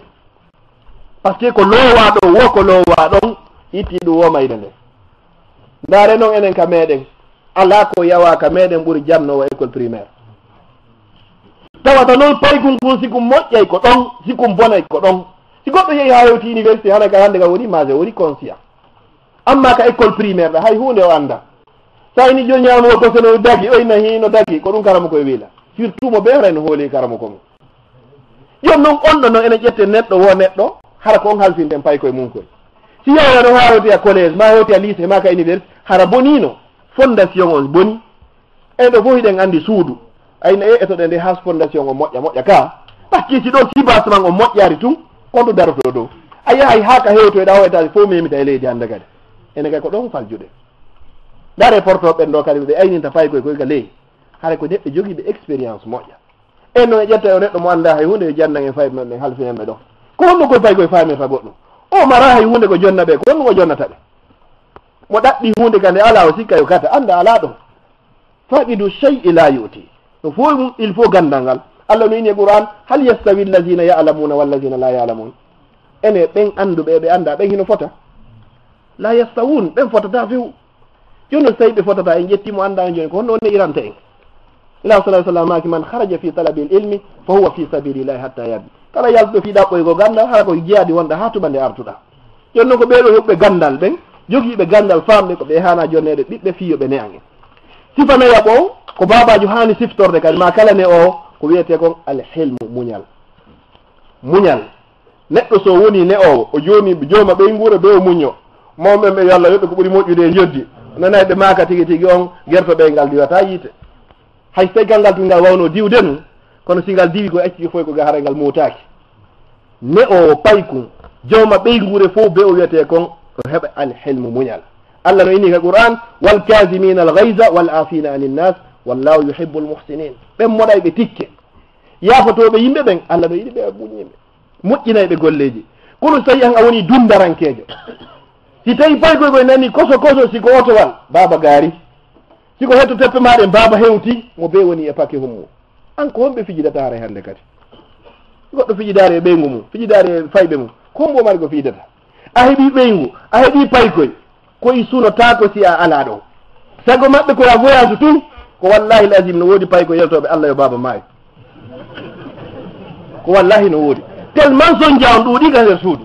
har hande kadi sa yalti ko voyage wona yo arto e few ko wallahi l asim no woodi fon mbo waɗi ɗum haray ko babajo ɓeɗo noon ɓe yenike ya maayu ka wurɗa ɗo taw an a maayay ɗo ɓeyna lamtiriki ma yaafo ɓen an par ce que ɓeyna bo vraiment maintenant nous sommes à l'aise mais weltike moƴƴa noon hande kadi ko an babajo noon watta ha ɓe hewta ɗon ma ko an watta hara kadi har hay sa yalti hara ko golle yawɗa paykoy koy ɗo woodi paykoy kadi wallahi lazim hara koye ɗanota ko tanki ɓen ma ko hewtaki ɓen kadi no woodi koye paykoy no woodi kono babajo on wayiri o kono wayirɗa wo paykoy koy kadi wayiranayma kono so tawi ko doole tun sattata hange koye paykoye joɗɗo yewto on fijidata on jaldata nde jiiɓe yuma o yeeso ngon no niɗɗiti ko honno ɓe santirta wondema hiɗa yiiɗi ɓeeɗa yurmaɓe sattata ha accita golleji ma ange ɓe yalti ɗon promenade ko sattede en enen fullo fuuta ƴettugol payko mum mayi jindo en mayi fijo en ye minge babo ne fijidude ɗum no fanni mo nanta no wola ɗum a ƴetta payko yewnta jardin ji jindon e nden ko yewton ɗon kon ndaare ɗo joni ɗo ɗuma ɓen cokko on tigi siɓe falama wolinde ɓe ƴetta ɓe joɗɗinama e tabal ni ha gasa siɓe joɗɗinima ɗo ko ɗon ɓe wolnayma kala ko ɓe faala kon par ce que fewno hiɓe anda welti ɓannama te hun yaron a ƴetta payko ɗo yahon joni wona joni o foire ji waɗa waɗirde ni yahon no hikoye jinde baba waɗanan ɗon ɗo a posanay koye ɗon question koye jaabo hara ko woni ka ɓerde makko e koye kono sa ini feƴƴiɗo o jooɗi ke ɗo ɓe wolta ko ɓe fenane par ce que ɓe huuri hina fewno ko falɗaɓe ɗon heɓta ɓe acce hara hakkille maɓɓe ɗen no fewti ko fewno ɗon wata heddude paykoye koye ko ɗum wiyete kon alhilm nelaɗo sallllahu alayhi wa sallam no maaki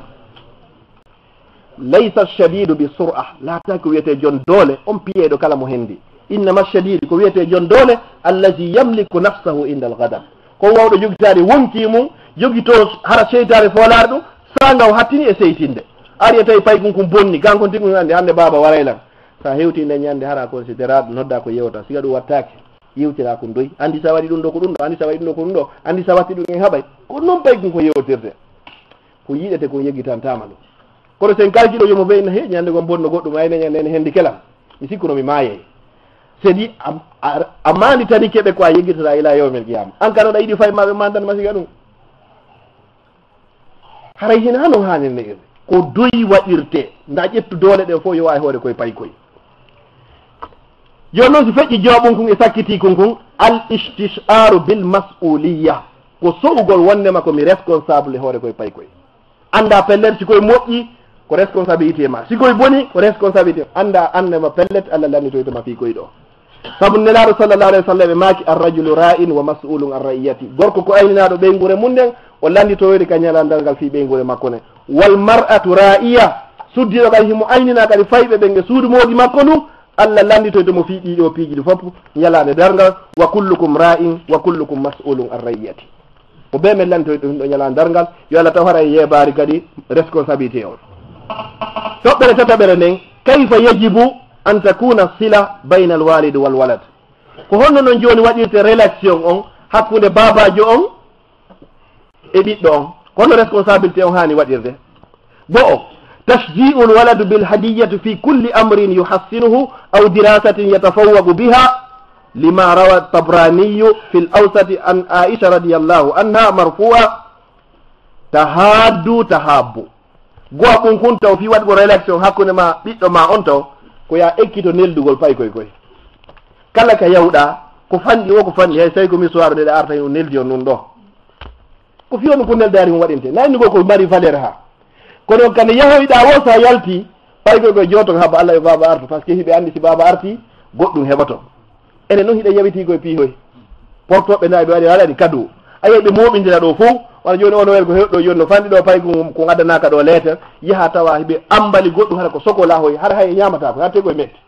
kono a sante vraiment ɓe hiɓe andide fima ka oyi ko ɗum hana neldidirgol ngol ɗum waɗa relation hakkude ma e fayɓe maɗen kala ka yarɗa nelduɓe ko fanɗi o ko fanɗi ɓe yiɗete ɓe teddinama nela salah sallam no maki wo neldidire so neldidiri tun o yiɗidiray ɗiɗaɓum ɗum istisharu l waladu al ihtimamu bihi wassafaqatu alayhi koyo payi kun kun sow wondema an kadi hiɗa yiɗi kun wondema kadi hiɗa considéré kun wondema vraiment hiɗa weltore kun etoɗa ha ɗum naata ka hakkil payi kun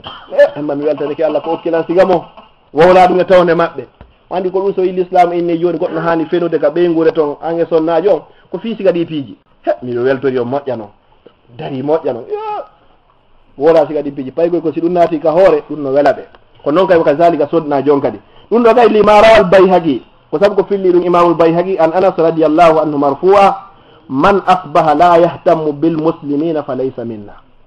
kala on neɗɗo weetuɗo tawata probléme ji julɓe ɓen ɗum himmama andu hara a tawaka e moftenela sallah alih w sallam si julɗo heeɓiɗa probléme inna ɗum ko haaju maɓɓe toon a tawaka e mofte ko foti si julɗo musidɗo ma heeɓi probléme hara ɗum aninte was tawi ko an heeɓi ma joni noon so tawi noon ko hakkude julɓe ɓen to ko ɗum sikkuɗen noon tawi ko payi koye koye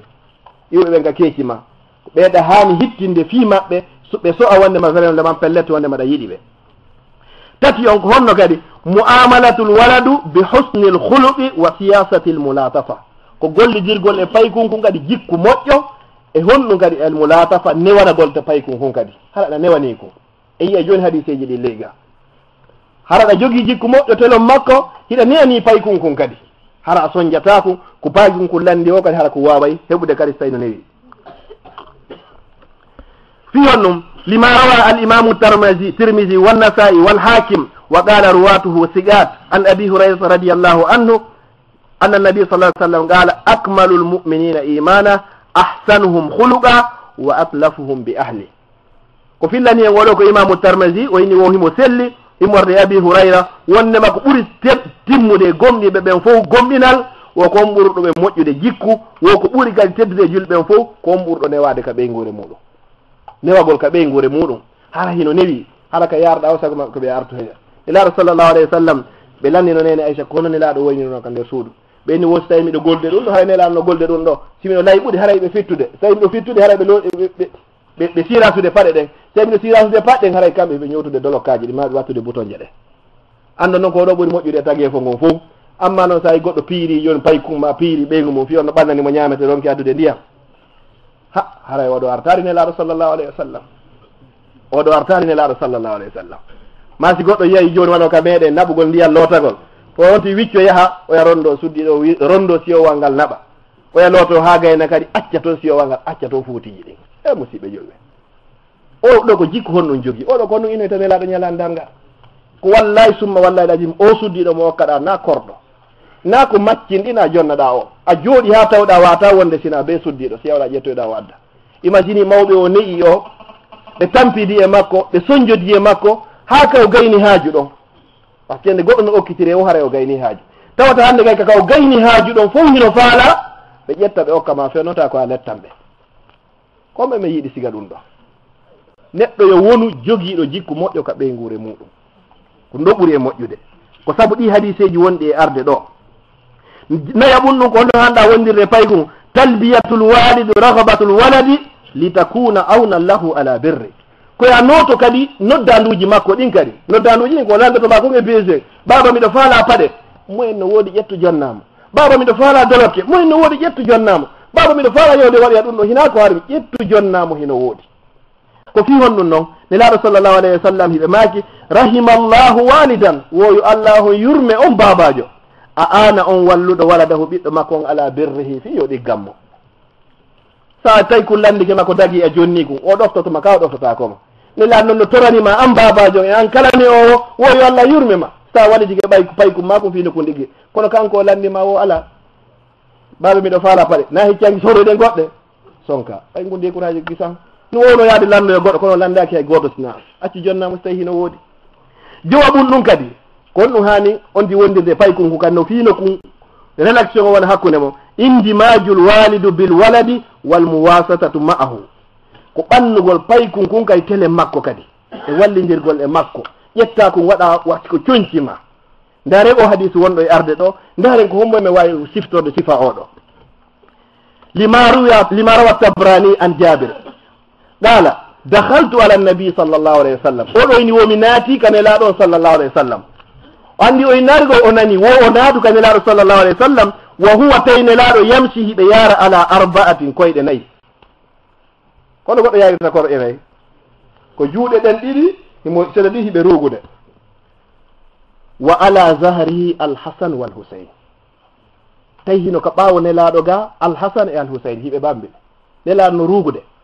paykoy koy no jooɗi ɗon hiɓe fiƴa ɓe taaro nder suudu ndum fof anditen noon enen paykoy goɗo sikoye baɗike baba makko ko junngo ngon yukka nelaɗo sallllahu alayhi wa sallam wallahi ɓurɗo moƴƴude e taguefo ngon fof oya naati tawi nelaɗo no yaara koyɗe nayyi hiɓe ruuga alhasan e alhusayni hino ko ɓaawa maɓɓe wa huwa yaqulu tawi nelaɗo kayno makude naam hi aljamalu jamalukuma ngaba ngeloba ɗo ko ngeloba mo nelaɗo ƴetti hoore mo watti ngeloba paykoy ko hino dogoɗo o ɓe no yo miijude ko honno wondiri e paykoy koy wa naam al iblani antuma wokono ɗiɗo woni waɗɗi ɓen tigi tigi mi woni ngeloba ba tawi paykoy koy no jalaka hoore ɓawne laaɗo sallllahu alayhi wa sallam ɓeɗo ko ni nela andi to noon ɓeɗo ko tañiraɓe nelaɗo goy par ce que ko ɓiɓɓe fatima si tawi no hara ko ɓiɓɓe nelaɗo tigi wurno tigi ne on ndi ɓurayo ɗo jaka ñande goo nelaɗo sallah sallam hiɓe julnaka juulirde maɓɓe kaɓe sujji ɗon alhasan wo ɓenni ko alhasan o ɓenni ko alhusayn oɗo jooɗi ka hoƴƴude nelaɗo ɓantaki ka sujuudu ɓe nelaɗo sujji ɗon ha tuma nde paykum kum immani no hoore mum ka hoƴƴude nelaɗo tawi woɓɓe sujjino ha ɓandike tawa nelaɗo no sujjiti ɓay ɓe ɓandike nelaɗo salmini ha ɓe gayni ɓeyni fellete on inna joni mi juutini ka ɓeyni hi nelaɗo siga ɗum ɗo wowa on sa nelaɗo maki wallahi mi fandaki juutingol kono tawi paykum kum no jooɗi ka hoore am mi huuli watam ɓanto ha o maƴa ma o yana nelaɗo wakkili ɗon eyi noon paykum ma ɗo a ƴettatakum ɗo nana woɓɓe mi ƴetti ɓiɗɗo tuma o janɗi ko argol fijirama ɗo tum ko jikku an ko jikku honno joguiɗa an ko jikku honnu nelaɗo inni ñentimo kanko so a ñentinaɗo ɗo ko hombo ƴentinda a ñentiray heeseraɓe ɓe si tawi no nelaɗo waɗi hoore mum puccu pay koye ƴawi ɗo hino doga tawi ana ƴettita koye hay yalti ɗon jindi ɗon haray ɗaɓɓuka tawoya allah e nelaɗo makko on ɗo haray hina ono no tawa kadi jeega ɓum ɗum kadi relation hakkude paykum kun kadi e mawɗon attabassumu lil walad mosangol paykum kun jalana kum mosanakum ko yeñi e maɗen nelaɗo sallllahu alayhi wa sallam no maki ko filli hadith on ko imam ahmad ma ra'aytu womi yaari aw samitu maminan an rasulallahi sallah alih sallam nelaɗo allah o yuhaddisu hiɓe yewta hadisa yewtere illa wa huwa yatabassam sina hara hiɓe moosa nelaɗo kala moɓe yewta hara hiɓe moosa hiɓe fija hiɓe jala yeeso maɓe hara ko ouvert no udditi konto no fuɗɗorta ɗum ɗo ko an e paykoye ma ko an e sonnajo on yo sonnajo o so moodi an alaɗo yo fis wondema yo artu heña yo paykoye koye wata koye ronkuɗo takoye ɗano hatuma baba arti kono ko so tawi koye yeey ñiiƴe ma yeeso ma hentingo jeɗɗi on leero muutike moƴƴa arrahmatu bil auladi ko yurmegol paykoye koye kadi yurme santa pay koy anda vraiment baban no yurmala dalil meɗon ko honno nelaɗo sallllahu alayhi wa sallam e maaki nelaɗo kana alayhi salatu wassalam yamsahu hariɓe mawɗayno ru'usa sibiyan koye paykoy koy si ɓe feƴƴino tawi paykoy no fijani joni nelaɗo e teddude mum ɓe reɓe sawa mo ɓe ɓe mawɗa ɗum ha ɓe gayna si ɓe feƴƴa paykoy koy ɗi wa yuqabbilhum ɓe lunnoɓe kadi si oustad sayɗo joni ma oustad baɗo yeyiɗa joni fof no andi ko kamɓe woni homɓe innata ay ɗo waɗaniɓe bisu feƴƴi paykon ko yeggitataɓe hande kadi ko pihum kon en considéra kono ko lutta e ka ɓerde mum en ɗo fof tigi homo woni yiɗa tigui tigui miiji defewno cheikh docteur mouhamadoul arifi arno ɗo ceernojo molanaɗo en fof men en hewtoyno honno grande mosquée ɓe yahano grande mosquée fof yahno envers ɗum fof ko fi yiwgol neɗɗo par ce que woni neɗɗo neɗɗo si siga oɗo noon ari joni salminilan ɗum lutta e ka ɓerde an ila yawmel qiyama si tawi noon baba joni waɗanayi ɗum ɗo joni koye payi koye mum e baba no waɗa ndaare portoɓe ɓen deɓe seeɗa foyna bisou ɗum ça coûte beaucoup kono enen hay ɗum en ronkay en tori allah yo allah okku en siga ɗi jikkuji ɗo an aisha radiallahu anha filli kadi hadis mo nene aisha filli kadi inchallah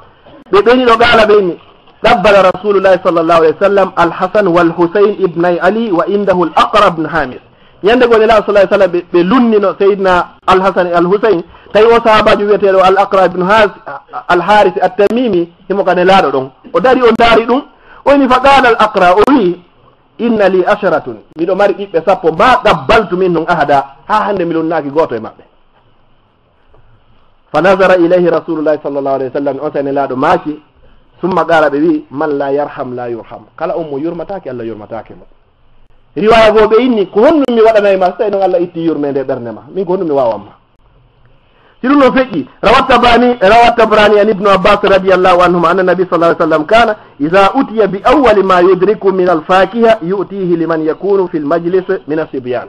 sine laaɗo kadi ɓe okkuranoma goɗɗum kadi kala ko ɓe hendino taw ko jooɗi ɓe takko maɓɓe ɓen ɓe jonnayno ɓe wonɓe ɗon kadi ko payi koy koy kadi ɓe fuɗɗorayno ko yurmingol payi koy koy hittinen seeɗa leero yoni warawa cheikhani fillige kadi a cheikhani alimamu lboukhari wal muslim an anas radiallahu anhuma annabi sallallah alih sallam qala inni la adkhulu fi lsalah uridu italatuha womiɗo naata ka juulugo ɗe julde hara miɗo wondi e anniye juutingol julde nden kono ɓe nanaki san boobo hino wulla hara boobo on hino ko ɓaawo yumma mum mo juldude nena salah sallam nelaaɗo ɓe raɓɓinɗinira julde nden saabu yurmagol nenejo saabu kum ɓikkum par ce que ɓe anndi ko nenejo soñjoto si tawi goɗɗo nani ɓiɗɗo mum no wulla ko nelaaɗo sallllahu alayhi wa sallam maaki ɗum ɓeydi ɗo kay sa'altu aicha mi landike nene aicha radiallahu anha kayfa kana rasulullahi sallllahu alih w sallam ida hala fi baytihi kono nelaaɗo jikku maɓɓe wonno ka nder suudu nene aicha ma kana alyanu nnas hari ala ɓurɗon e wadde nelaɗo salah sallam ka nder suudu bassaman ko hewnoɓe moosugol dahakan hewnoɓe jalgol kadi kamɓe ɓe guura maɓɓe nen tun haray ɓe heewi moosugol ɓe heewi jalgol kadi lam yura qat madda rijlayhi bayna ashabihi ha hande goɗɗo yiya goɗɗo neya ɗum foccini ha gay fewtini goɗɗo sahaba e makko ɓen koyɗe saabu teddingol ɓe ɗum ɗo ko renen ayita felli ɗum ɗo joni noon wa mimma yuakkidu hadihi l mahabba ko tigmintinigol jiggol ɗo wonnema ɓeɗo yiɗi nelaɗo kadi yiɗi ɓeɗo kadi karra ali an amiri lmuminina aliyin karramallahu wajha fillaniken ɗo sayidna aliya o wi honɗum kadi suyila kayfa kana hubbuhum li rasulillah ko on ɗo ɓe yiɗino nelaɗo allah sallllahu alayhi wa sallam fa qala o wi kana rasulullahi sallallahu alayhi wa sallam ahabbu ilayna ala ɓuranoɗo yiɗede ka amen ahabbu ilayna kanko ɓurano yiɗede ka amen min amwalina e jawle amen wa awladina e ɓiɓɓe amen wa abana e babiraɓe amen wa ummahatina e neyniraɓe amen wa ahabbu ilayna kanko kadi ɓuura yiɗede ka amen min alma'i lbaridi ala zamay e ndiyam ɓuuɓuɗan e neɗɗo ɗon ɗaɗo hari ɓe yiɗno nelaɗo ɓuuri ɗum ɗo wa mimma yuakkidu hadihi lmahabba ma rawahu lbayhaqi wa bnu ishaqa anna imra'atan wo suddiɗo goto min al ansar oɗo suddiɗo moodi makko wo koto makko wo ɓiɗɗo makko honno koto makko wo ɓiɗɗo makko wo fof ɓe wara haswatu uhud ɓay ɓe warama ɓe ari ɓe yeedi suddiɗo ɓeyni a dey tigi tigi on babe ma warama kotto ma warama moodi ma kadi warama ɓay ɓe yeedi jon o inni nelaɗo sallallah alih sallam ko honno ɓe waɗi tawi ko fayi ene nelaɗo hino jaam ɓenni hi nelaɗo eno jaam ɓe hawraka e mum o ini accemi ya nelaɗo ha ɓerde ande gayna walade wondema tigiti o nelaɗo no wori ɓe ƴettimo ha ɓe wari o yi nelaɗo sallah sallam o inni wo kala bone heɓuɗolan kala sohla heɓuɗolan si tawi to nelaɗo hino jaam haray on sohla na hay e hunde ɓeɗo ko ni ɓe yiɗirno nelaɗo sallllahu alayhi wa sallam.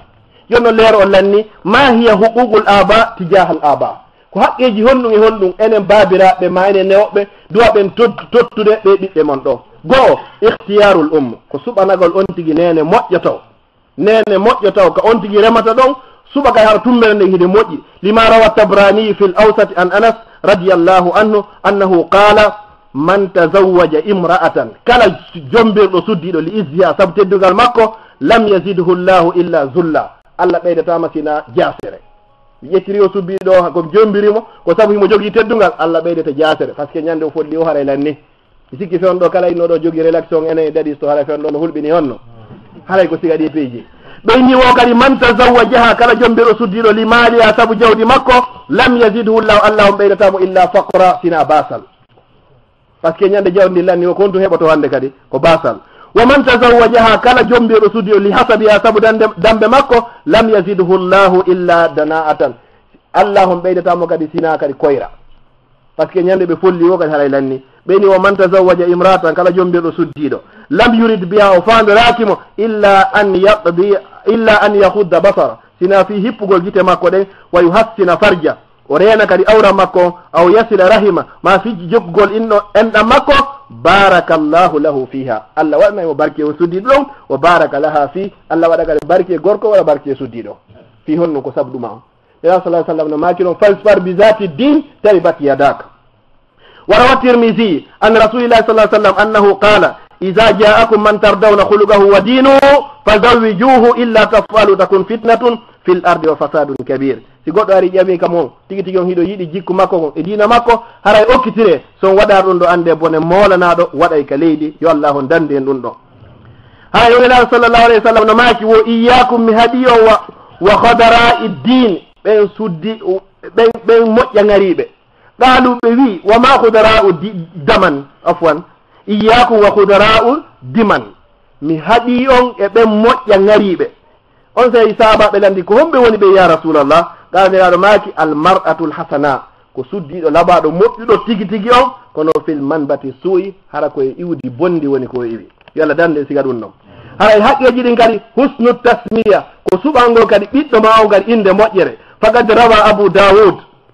بإسناد حسن عن أبي الدرداء رضي الله عنه قال قال رسول الله صلى الله عليه وسلم إنكم وندما ننتدو أنا ونودي يوم القيامة يلا ندرغل بأسمائكم إن دمونتين وبمن كو إن منودي ترويت يلا ندرغل وبأسماء آبائكم إن بمن فأحسنوا أسماءكم هراي موئني دي إن دي وبمن كو إن منودي ترويت هراي موئني إن دي. وروى مسلم في صحيحه عن أنس عن ابن عمر رضي الله عنهما قال قال رسول الله صلى الله عليه وسلم إن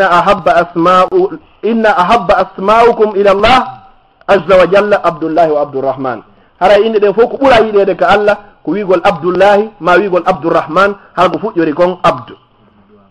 هرا إنه هنا سلا كري قد كوفينا وتوا إن ما كنا هنا موجرة هرا يأسانزني بيقولون جواز تخيير الاسم نسلا قد أسانزا دليل من يدو روى الترمذي في اللي إمام الترمذي وابن ماجه عن ابن عمر أقام سيدنا عمر ابن عمر رضي الله عنهما أن ابنة لعمر هاي سيدنا عمر يجينو بيتو كان يقال لها آسيا وبيوينو مكو آسيا دونكو نيدو يددو فسماها رسول الله صلى الله عليه وسلم للارو إتنين إندي دون واتي مهنون جميلة بين مجوني كو لبارو haray no sella ka goɗɗo sanza inde mum si tawi inde nden hina moƴƴere ɓay ko nden inde ɗon nodditoyde a ñala dargal e inde babira e maɓe. nayi on haqqeji ɗin azabuhu anhu yawmu sabi, ko hirsango kadi ɓikkun ko kadi ñande balɗe jeeɗɗi on sayi feere no woodi ɗum ko haqqe fawi ɗen sabu nelaɗo sallllahu alayhi wa sallam no maaki kullu gulamin rahinum bi aqiqati tusbahu anhu yawmu sabihi wa yusamma fihi wa yuhallaqu ra'su. neɗɗo fof ko haray ko hirsane ñande balɗe jeeɗɗi on o inne nden ñande kadi so tawi ko gorko damme ɗiɗi feere no woodi tawi ko suddiɗo dammol goto to tawa e mum ɗum kadi alkhitanu teddingol ɓe ngo kadi wa fi sahihayni ari kadi ka selluɗe ɗen ɗiɗi min hadise abi hurayra radiallahu anhu qala o wi alfitru hamsun piiji sunnaji ɗin koɗi joyi alkhitanu ko teddingol wal istihdadu wa qassu sharib e fembugol sunsunkoji ɗin ɗo wal asfar e herñigol peɗa wa natful ibti e ittugol kan leeɓi leynolki joɓunnu gonnu arrahmatu warrefqo ko yurmegolɓe kadi e ɓannitugolɓe kadi. rawa abu dawuda wa tirmisi an amr ibni shuaibin oɗo fillaniken an abihi an jaddi radiallahu anhu qala qala rasulullah sallllahu alayhi wa sallam man laysa minna man lam yarham sahirana wa yarifu haqqa kabirana wo tawaka e mofti amen fof kala on mawɗo mo yurmatake paykum ma kum paykum kay kum anda kadi valeur mawɗo yo allah artigen teddingol mawɓe warawal boukhari في الأدب المفرد عن أبي هريرة رضي الله عنه قال قال رسول الله صلى الله عليه وسلم أتى النبي صلى الله عليه وسلم يندقون لا دون أرنو رجل غوركو ومعه تيم وندي صبي يبايكو لا دون يغوركو تيم وندي يبايكو فجعل يضمه إليه تيم غوركو يتو دكم بايكو أن إمو لنوكو فقال النبي صلى الله عليه وسلم وسن لا دون ماكي أترحمه أني أيرمتموني قال وي نعم هي وسن قال الله صلى الله عليه وسلم ماكي fallahu arhamu bika minka minhu wa huwa arhamu rahimin ko allah humɓurata ma yurmede ɓuuri koko yurmaɗama ɗo saabu ko ƴetti tumboɓe mum makko ko kadi o baki e makko seno woɓɓe ƴettata few hande kadi jeego o an nafagatu alayhi ko dépense ugol payi koy kadi ko obligatoire ɓe jonne me dépense o qala taala walal mawludi lahu risquhunna wa kiswatuhunna haray ko enen fawi dépense ugol ɓe kadi e holdingol ɓe kadi siɓe nawni kadi ñawden ɓe wa an abi hurayrata radiallahu anhu qala rasulullah sallllahu alayhi wa sallam jentoɗen hadis o moƴƴa wo dinaru mbuɗo goto anfaqtahu mo dépense ɗa fi sabilillah hara ko fi sabilillah wa dinaru e mbuɗo goto anfaqtahu mo dépense ɗa fi ragabatin e rinɗingol dande soda maccuɗo libéramo wa dinaru e mbuɗo tasaddakta bihi mo sakkiɗa ala miskine e dow miskinjo goɗɗo innama fi sabilillah okoramo wa dinaru e mbuɗo goto anfaqtahu mo dépense ɗa ala halika e ɓeygure ma nden wo azamuha ajran ɗiɗo fof ko mu ɓuuri mawde baraji ɓe inni wo allazi anfaqtahu ala ahlik ko mbuɗu mo ƴettuɗa dépense uɗa ɓe guure ma ɗum ɗo noon no fuɗɗo ko ƴettata joni 75 cent ma 60 cent koɓe landotoma bimbi a yewsore ya bireedi waɗa anni yon tigui tiyomni wadde o 65 cent ɗo fi satisfaise gol ɓeygore am ɓay allah halfininaɗen ko mini landitoroyteɓe ko wallahi l azim ko baraji wodanma no fota was tawi ko sadaka ittuɗa ka yaasi hino ɓuuri ko watta fi sabilillahi dalil ñande go nela salah sallam ɓe maaki wooti goɗɗo yettiki e suddiɗo mum wooraymo mari baraji sabaɓe in goɗɗo ya itta plaisir mum e ɓeygu mum ema baraji nelaɗo maki hi ɓeyni ene so ƴettiɗo o toɓɓere manimi makko o hibboyno ɗum ko harmi o windante no bakkatu ka o windantaki ɓeyni o windanteno ɓeya ko noon kay sa waɗimo ka dagui kadi windiranteɗa kadi ko moƴƴi haɗa ko feƴƴi ɗon ka qala alayhi salatu wassalam sawu bayna awladikum fonne hakkude ɓiɓɓe momɓen fil atiyati ka dokkal falaw kuntu sindo mi latno mo faddilla mi ɓurnayno ahadan goto la faddaltu nisa mi ɓornayno hara ko suddiɓe wonno komi ɓurnayno kono mi fotne hakkude maɓɓe ayo inchallah ayo husnu tarbiya ko moƴƴingol leediji maɓɓe nin nelaɗo sallah sallam no maaki wo akrimu teddine awladakum ɓe ɓiɓɓe mon teddine ɓiɓɓe mon ɓen nayi ini tunko kamɓe teddinta en enen babiraɓen e newɓen teddine ɓiɓɓe men ɓe wa ahsinu moƴƴine adabahu neediji maɓɓe ɗin fa inna awladakum ande ɓe ɓiɓɓe mon hadiyatun ilaykum ɗum ko neldari ko allah on neldi o alaka porto technologie on avance ha koɓe watama jonude ɓiɗɗo ko hadiya neldari ndi allah o ƴetti nelduma wo teddi ndi neldar ɗo hittina fi ndiɗo kadi nelaɗo sallllahu alayhi wa sallam ɓe maaki kadi e hadis wo gorko o ittari sadaka ala ko sakki ha ko ɓuuri e moƴƴude ɓuuri on sadaka ko neiri ɓiɗɗo makko nelaɗo sallallahu alayhi wa sallam ɓe maaki hadis ko kadi muru awladakum yamire ɓiɓɓe momɓe bisalati julde wahum hara kamɓe abnaa sabu e sinin hara koɓe duuɓi jeɗɗi wadribuhum alayha piyomɓe wahum isna achara wahum abnau achara sinina hara koɓe duuɓi sappo wa farriqu baynahum fil madaji sennidiron kadi haray hakkuneji maɓɓe haray kamballiji haray ko sakkitorten ɗo haqqeji fawiɗi babaji ɗin ko honno alqiyamu bizawaji law haray ko jombangol mo si tawi ko gorko jombanamo so heeɓi duuɓi noga e joyyi haray ɗum ko sunna nelaɗo sallah alih sallam ko duuɓi noga e joyyi woni koɓe resiri haray enen kay si hewtiɗo no jogui feere jomban o ɓiɗɗoma siko jiwo so yeehi ha o helli fama haray ko ya jombimo nelaɗo ko ni makiri sallllahu alayhi wa sallam sakkitoron kum haray hande kadi ma hiya asbabu inhirafu l awlad ko honɗum e honɗum wonta saabu ha paygum ko murta ɗo en jantoto itun en ala firde hay e hunde leero on feƴƴitino moƴƴa ɗon haray miɗo yaafini go'o